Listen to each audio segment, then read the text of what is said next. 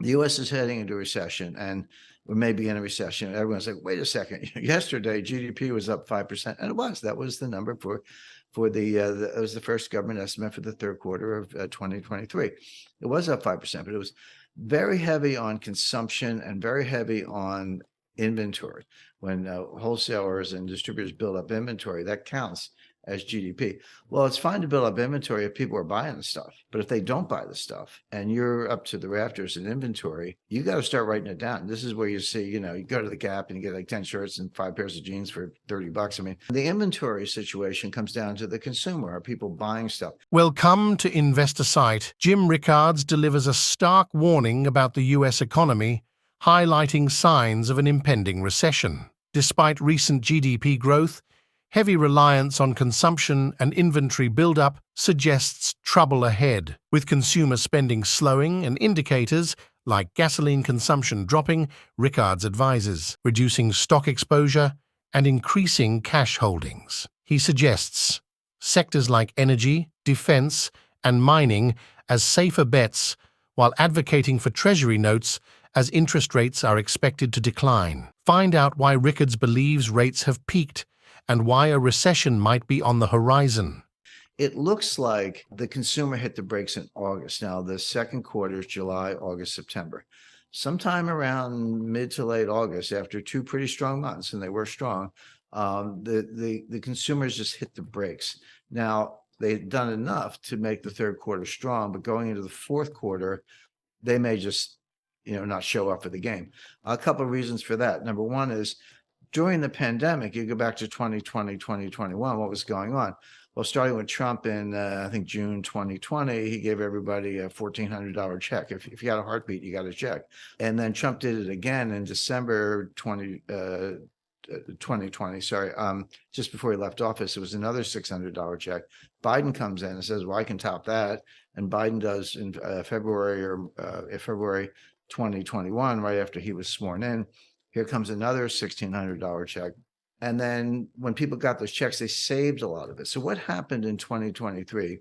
People drew down their savings.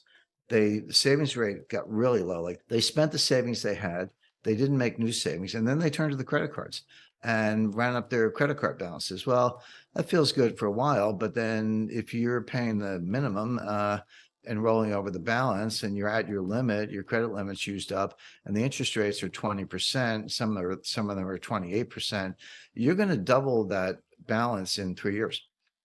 So if you're like, I'll just pay the minimum this month and I'll figure it out, your balance is going up because the interest is compounding faster than you're paying it down at 25, 25%. So people are tapped out on their credit cards. They've used up their savings. They're getting into a deeper hole because the interest is compounding faster than they can pay off the credit cards. And they're just backing away. And it's showing up in things like gasoline consumption. It's way down. The demand for gasoline is what economists call inelastic, meaning you just have to buy it no matter what the price is. You got to take the kids to school or get to work or go shop, whatever it is. You're just going to buy the gasoline even if you don't like the price. By the way, lately prices have been coming down a little bit, which is another. That sounds good, but it's actually a bad sign because it's disinflationary, which kind of leans in the direction of a recession. But for gasoline consumption to drop, forgetting about the price, that means people are not driving. They're not going on vacation. They're not doing road trips. They're not driving any more than they have to. There are a lot of other signs. We don't have time to get into all the technicals with negative swap spreads and inverted yield curves and all the rest. But it does look like the consumer slammed on the brakes around late August, early September. The fourth quarter could be a disaster. The stock market's starting to wake up to that fact. So I would say it's a pretty simple recommendation, Matt. Reduce your exposure to stocks overall. Increase your exposure to cash. It'll give you, you won't lose money on cash, assuming that inflation is not bad. And it'll give you a lot of optionality. You can go, if things get really, really, really bad, if you have cash, you can go shopping and find some bargains. But if you're in stocks and they go bad, you're just going to lose that money and never see it again. But if you do have stocks or some stocks, I would look at energy, defense, not for good reasons. There's enough wars going on, but defense will do well, and mining because gold and silver prices and strategic minerals will do well. So defense, mining, and energy are the sectors I'd be in. I'd lighten up on tech, get out of everything else, go to cash. Treasury notes look attractive here because interest rates are going to start to come down. I know they've been going up. I get it, but it looks like they peaked and have turned around. So Treasury notes, a good 2-year note, a 5-year note, will perform very well, and they're very safe, obviously. And just take it from there. But you've got to be tuned into the geopolitics to understand the stock market. You can treat them as separate subjects, but if the world's falling apart, so that's not good for stocks. Right. So when we say bond markets, Matt, we have to be careful which bond market. I'm talking about the U.S. Treasury bond market. The short-term treasuries, 4-month bills, 6-month bills, up to 1 year. The funny thing now is that the highest yields in the U.S. Treasury market are in like a 6-month bill. Like, wait a second, shouldn't I get more if I buy a 30-year bond, or shouldn't I get more if I buy a 10-year note? It's a longer maturity, more stuff can happen, inflation, bank freezes, all those things can happen. I want a higher interest rate for my longer term security. That's usually the way the yield curve looks. It's upward sloping. The longer the maturity, the higher the rate. That's not true today. The highest maturities are right around 6-month bills, 1-year bills, going out to 2-year notes. When you get to the 10-year note, you actually get a lower interest rate, lower what's called yield to maturity, than you do on a 2-year note. The interesting thing about 2 years is you get a high rate, but it's less volatile than a 10-year note. It's more liquid. And 10-year notes are pretty liquid, but 2-year notes are very liquid.